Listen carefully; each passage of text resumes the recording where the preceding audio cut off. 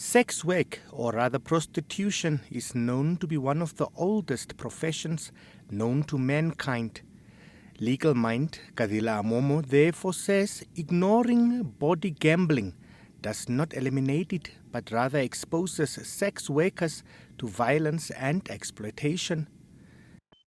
The first thing we must acknowledge is that prostitution is a very harmful practice. The victims of prostitution is not only those who are engaged, but also other parties who may be affected, especially minors. But one thing we must all acknowledge as well is that there has been an increase uh, in the number of women, especially young girls, who are participating in this very harmful practice.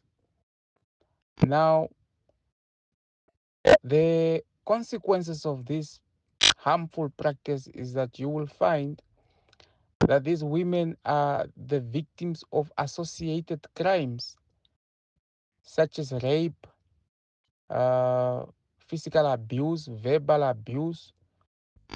They are also the victims of mental and sexual abuses. And these ladies and other young men are unable to report these crimes to the Namibian police because of the fact that prostitution is currently illegal. Sex workers are part of what is known as key populations as far as health is concerned.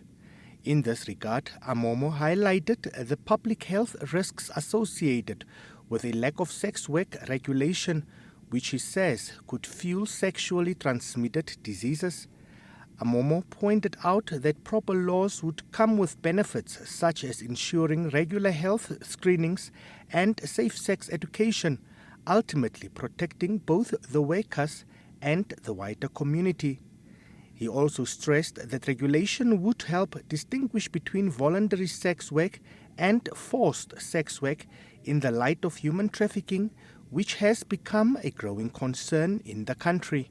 A legal framework, according to Amoomo, would empower authorities to crack down on human trafficking while ensuring that only consenting adults walk the streets or participate in the trade.